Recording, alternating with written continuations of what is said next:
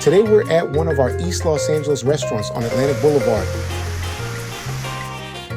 We're going to make birria tacos. We're going to compare beef and goat and show you how we prepare both types of meat. But let's have some fun with it and do a taste test with a birria taco lover to see which type he prefers.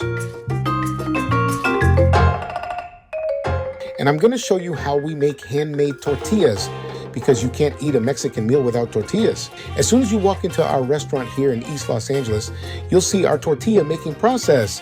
Back in the day, your mom, your grandma, your aunt will make tortillas for you, and we want to give people that visual effect so they can feel like they're at home. So you walk in, you actually go into someone's house, and the first thing you see there is the aunt, the mom, the tia making tortillas. Tortillas is probably one of the most important parts because that's our staple. Beans, rice, tortilla. You can't eat a meal without a tortilla. So if you're gonna eat birria, you need a tortilla. Come on this way, you can see she's gonna hand press it. So what she does, she has that rag there, she puts a little oil on that rag and she puts it on the grill. And what that does, it prevents it from sticking to the grill. Sometimes it'll stick and they'll fall apart because corn is much stickier, it's much healthier. There's no gluten in them. So it's not flour. Flour, you can put flour in and it won't stick. And there's always, why don't you use the store-bought tortillas? Well, I think personally that there's gotta be a taste in the lady's hand. Something in there that gives it another flavor. The masa, we use a blend of nixtamal and the powder maseca. It's a combination of both. At one time we did use all corn, but unfortunately it's kind of hard to source now. It's difficult. And what gives it the yellow texture is lime. It gives it a better taste as well. The process of making the masa, about 30-40 minutes every morning. They come in the morning and they start putting it in a mixer. And so every day they gotta make the masa. So it's always fresh masa. And for those of you who are not skilled in the art of making tortillas, it takes only 2 turnovers. The first one, you turn it over once it gets nice and brown. And the second turn, it'll inflate. It's just 2 turns. So to check to see when it's ready, you gotta touch the bottom here. You're gonna get burned. If it's a little crispy, then you flip it over. This one's just a little, ready to go, there you go, see that? That's when you know it's ready. It's cooking inside. Be careful, don't pop it, because if you pop it, all the hot steam is gonna burn you. You see how it's inflating there? I'm gonna make a hole and just show you the steam. See the steam there? That's dangerous. That's very dangerous. It'll burn you. Sometimes if they make them too thick, they'll be raw in the middle. That's not good. So we try to make them as thin as possible so that we can make sure they're fully cooked and you get a better taste. Sometimes on the inside they might be raw. If they're too thick, so you gotta make sure they inflate. They're ready to go. I just leave it on the grill for a bit. Some people like it crispy, so they'll say leave it on there longer, so we do. And you start getting those burn marks at the end. Now with the birria tacos, everybody wants crunchy, so we can get that crunchy effect here at the beginning stages. So the first batch we're gonna use to make tacos in a bit. So we're gonna take them back with us, so when the kitchen staff comes by, they'll grab it. So now let's go back to the kitchen and I'll show you how we prepare the different types of meat for the birria. We got our beef. We use chuck roll, and he's cutting, as you can see, he's cutting it now to get it ready for the cooking process. He cuts it first in pieces to make sure that it cooks properly, and then when we put our marinade on it, our adobe sauce on it, it captures the flavors. So if you see, can you pick up the whole thing? Pick up the whole thing? It's one big piece. It's impossible to marinate it and get the marinade in, so we have to cut it in chunks to make sure that it gets seasoned correctly. Because when we marinated, we let it sit for about 24 hours to make sure all that flavor soaks in.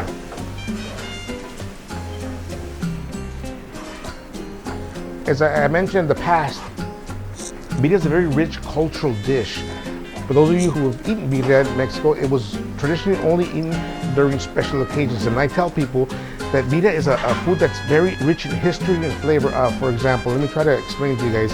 You guys have a 4th of July barbecue. You guys remember when you eat a hot dog, you go back and think about that special moment, that 4th of July, when you cook the barbecue or your hamburger, and remember the moments with your family before the fireworks go off.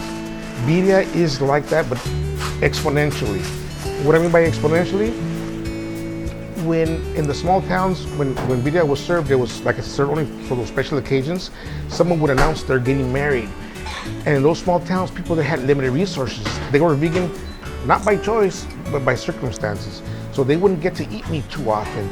So people were very well aware that when that wedding came, they were gonna have meat that day. They were excited. So what they do, they get ready for that event. One of the things they would have is the birria. People were very well aware that they're gonna eat birria on the day, so that was a very special occasion. Everybody was there on time. Everybody was all dressed up, ready for that wedding, the quinceañera, the baptism, and they're ready for the feast. When they ate birria, they were dancing, laughing, joking. It's only once in a lifetime event.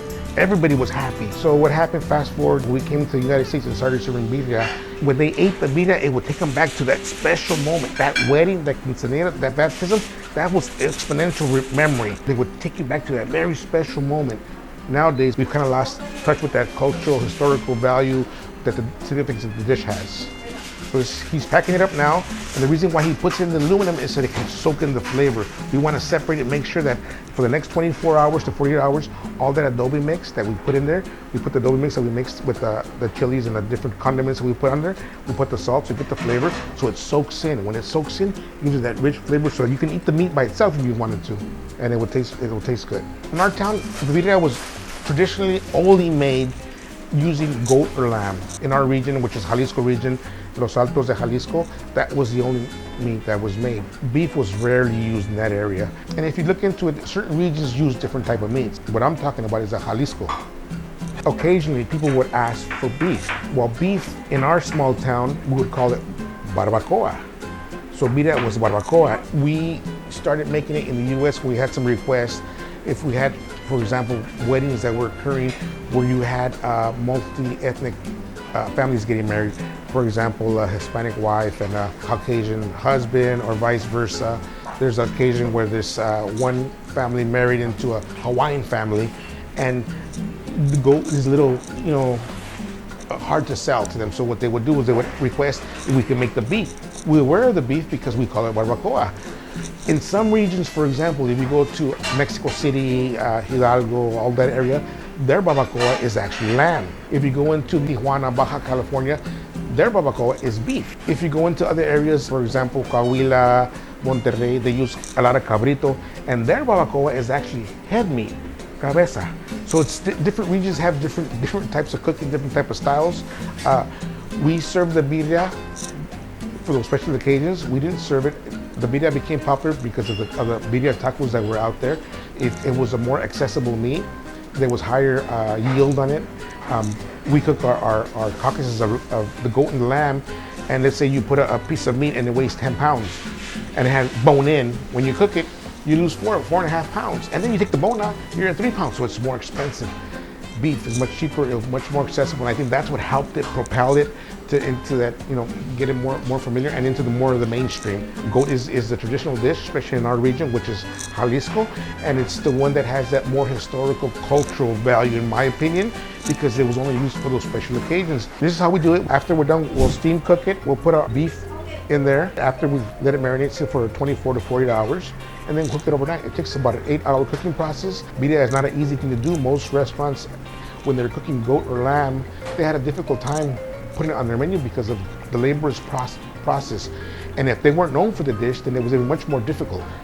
So this is, and beef made it a little more accessible for other restaurateurs, easier people to serve because they can use it for other things as well. So that's what helped, I think, bring beef, propel it into mainstream now. Back in Mexico, what they would do is they would dig holes, they would put it underground, put the maguey leaves, cover it up, and leave it there overnight, 8, 10, 12, 24 hours. It's a slow cook, slow roast, and it would take all day to cook. Well, we couldn't do that here in the US, so we had to, how can we duplicate that process without crossing the lines that the health department wouldn't let us do?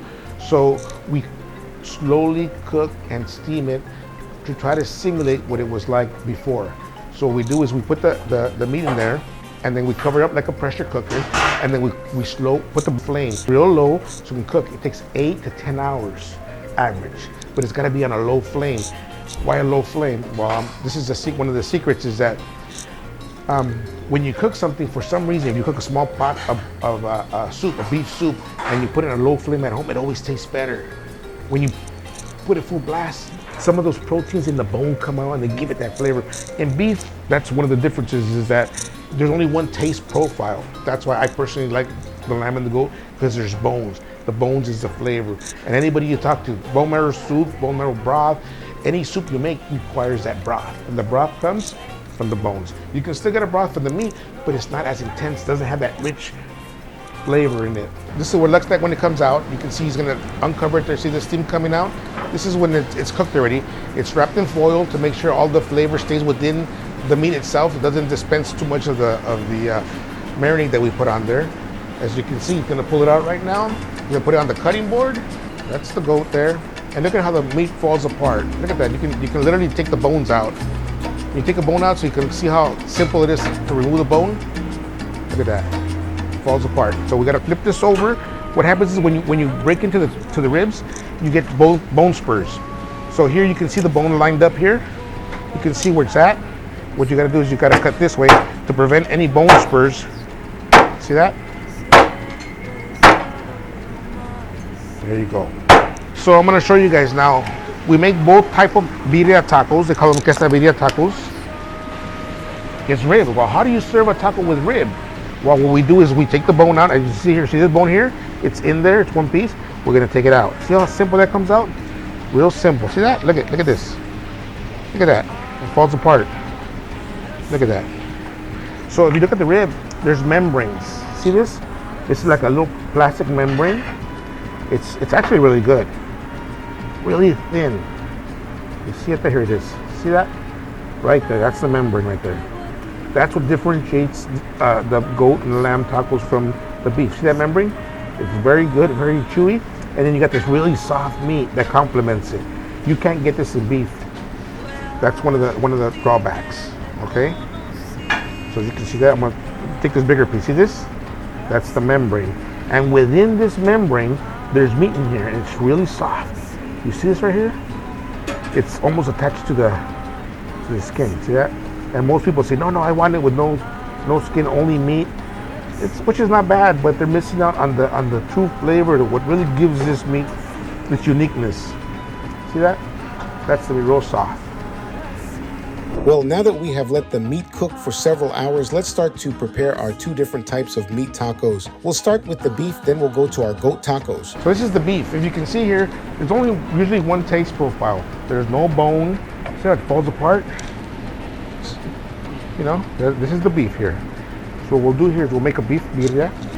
And depending on what region you're at, if you're here in LA, we're gonna put consomme on it. In Texas, where there's more people who migrated from the northern states, we'll give it to you dry.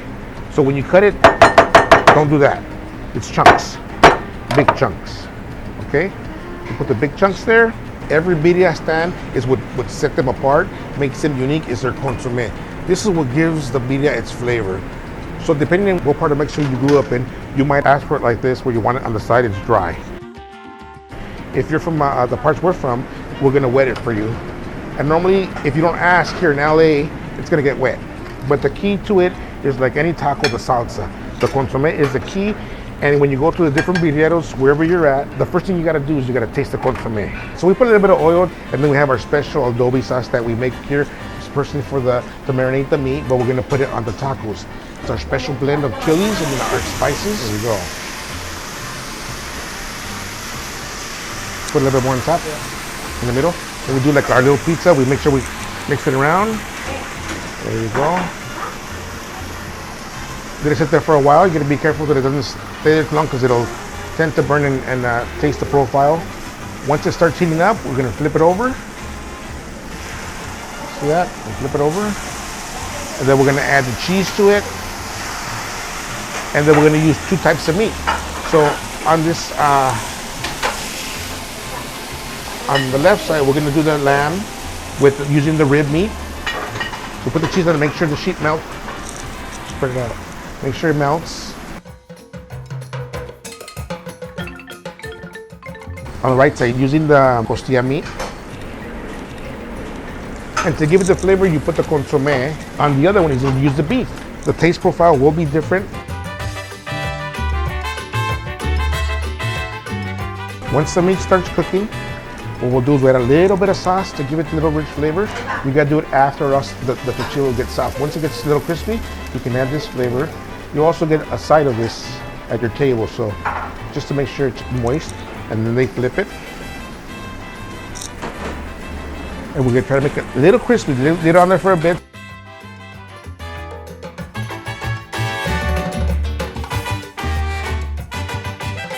So after it's a little bit crispy, you put it on there. Those are you put all 4 together, 2 and 2. We're gonna do a taste test to see if people can distinguish one from the other. So we have on each side 1 beef, 1 lamb, 1 beef, 1 lamb. And we're gonna put the sauce in the middle. As you can see, you open this up. Look at that. That's the beef right there. Okay, we're gonna put that's the rib. You see rib on there? Right this way. This is the key to the taco. This is what makes a taco. This is what distinguishes birria from different birrieros. This is what will be different whenever you go to a different birria restaurant. The profiles will be different at every location. This is how I judge the taco itself, because the meat itself, as you can see, it's same profile. Very important on the saucy, how he dips it. One of the most important things as well is this hot sauce that we put in there.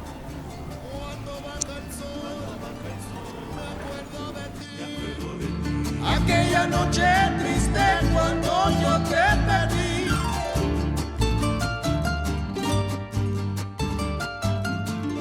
Okay, my preference is definitely goat. The flavor you get is above normal. It's a more special taste. Beef is more average, more normal than anything. With the goat, you get a better chewing experience. It's a lot more tender, more flavor, definitely.